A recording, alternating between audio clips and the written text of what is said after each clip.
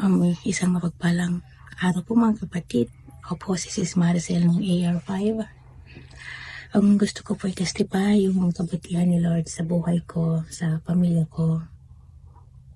Ang buhay ko po, bago ko po makilala si Lord, ako po ay mapagmahal sa makamandong pamamaraan.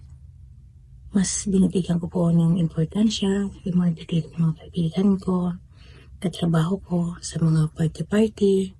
Lagi po akong present over sa invitation po ng mga teachers sa Bible study. Marami po akong excuses dyan. Hanggang sa isang araw po, wala na po ako may idadahilan. And thank you Lord kasi po hindi po sila nagsawa na invite ako and i-follow up po ako. Noong una po, hindi pa po 100% yun sa puso ko. Little by little po. Sabi nga po dun sa Romans 10:17, faith comes by hearing and hearing by the word of God. Yun po pala, piniprepare na ako ni Lord. Dahil po isang araw, dumating po yung pagsubok sa buhay ko. Pagsubok na hindi ko po in-expect talaga. 2018 po, ng December, bago po tayo mag-church anniversary.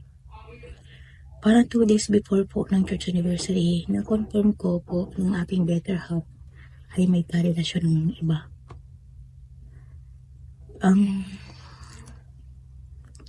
Siyempre po as a tao, parang pinagsakan ako ng langit at lupa. Hindi ko alam bakit nangyari yun. Hindi ko alam bakit naalaw ni Lord na mangyari yun. Bakit? Puro ako bakit? Kaya hindi ko po alam kung makaka-attend po ako ng church anniversary by that year, by that time. Pero thank you Lord kasi hindi po in-law ni Lord na hindi po ako maka-attend despite po sa emotional struggle na pinagdadaanan ko. Sa anniversary po, doon ko po nailabas. Lalo po na praise and worship sa yes po ng IDO4. Talagang bubagsak na po yung luha ko. Hindi ko na na-contain yung pain na nararamdaman ko.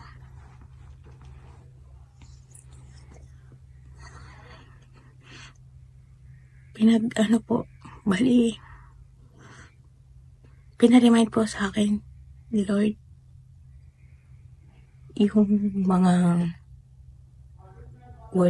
yung mga word na pinaalala niya sa akin yun, yung mga testimony ng mga kapatiran na nauulit nila sa habag ni Lord.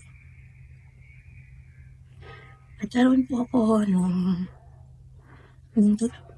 nagkaroon po ako nung sandali po yung burden, yung pain na nararamdaman ko. Kaya after po nung anniversary, basta tao pa rin po. Bili ko po ng bahay, bilang po ako.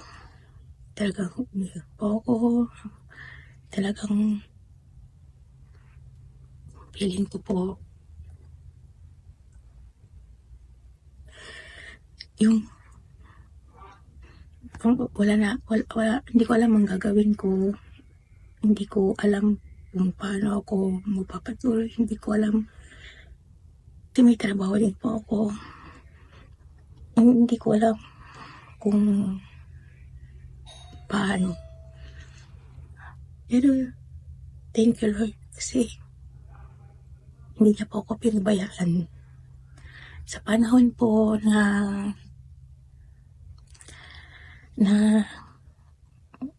mahina yung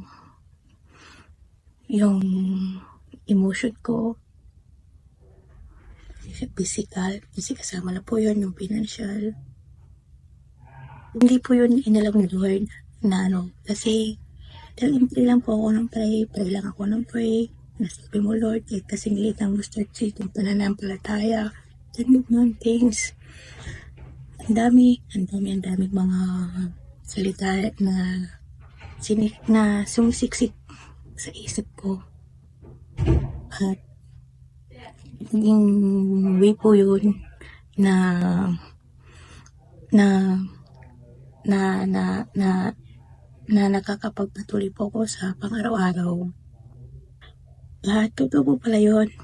Yun sa Matthew 6:33 na seek first the kingdom of God and all these things will be added to you. Kasi ako po, nung panahon na po yun, ano po talaga ako, yung pray lang ako ng pray ako ng pray. Hindi po ako nakakakain. Pero hindi po ako nagkakasakit. May alam ko pong may emotional struggle ako. Pero maya-maya po, may mga teacher, may kapatiran na nangangamusta sa akin. Nag-teacher sa araw-araw ko. Sa financial po, dahil sa customer service po ako nagtatrabaho, hindi ako masyadong nag-customer service. Giningitan ko na lang mga customer namin. Pero, pinapatakit na rin kami ni Lord. Pinapa-overactive na kami. Kaya sabi ko, thank you Lord, ito pala yun. Kasi, ito na yan. Kasi, na-tested ko, pinag-proven and tested ko yung mga salita ni Lord.